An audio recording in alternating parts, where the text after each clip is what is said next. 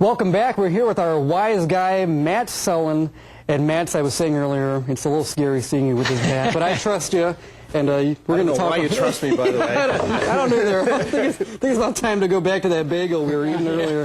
Well, now we should compliment one of your coworkers on winning the Nobel Prize. Very impressive. Tony Leggett, and he's just the nicest guy you could ever meet, and it's just great when something wonderful happens to such a nice person. So, but I want to say that it's actually very topical because last week we talked about superconductors, you might remember. Yeah. And the two people that he shared the Nobel Prize with, Alexei Abrikosov and Vitaly Ginzburg, they actually developed a theory to explain type 2 superconductors, which is what we were playing with. I didn't say that. Okay. So it was just totally fortuitous timing that happened this week. Wow. That's great. That's great timing all around. The wise guy, on topic and on target. Yes. Right. Hopefully not if he's swinging that bat. That's right. Well, I thought instead of doing induction and stuff this week, since the Cubs are hot right now and who knows what they'll be next week, we thought we would do baseball this week. And so what I want to do is discuss a couple of things. In the first segment here, I want to talk about what angle you want to hit the ball to get it to go the farthest, and then we'll do pitches and things in the next one. Okay. And so if you've ever played outside with a ball and played catch with your friends, you kind of have an idea what you want to do.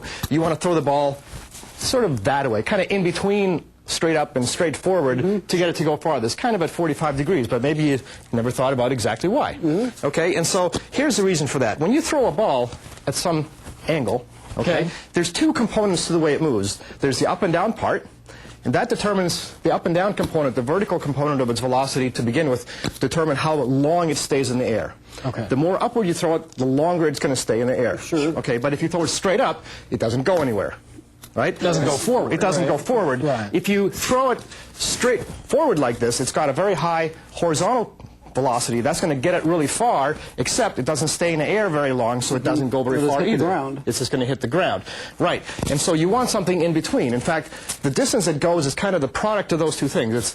It's how long it stays in the air and how fast is it moving in the horizontal direction. So you want both of those things to be large, since you're multiplying them together to get the answer.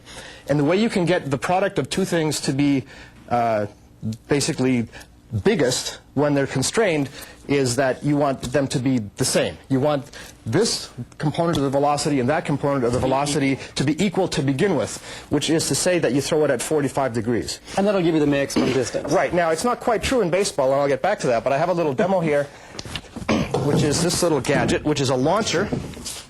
And so I can just demonstrate what I just said. Oh, come on. Okay. If I shoot the ball straight up, it doesn't go anywhere, halfway across the table.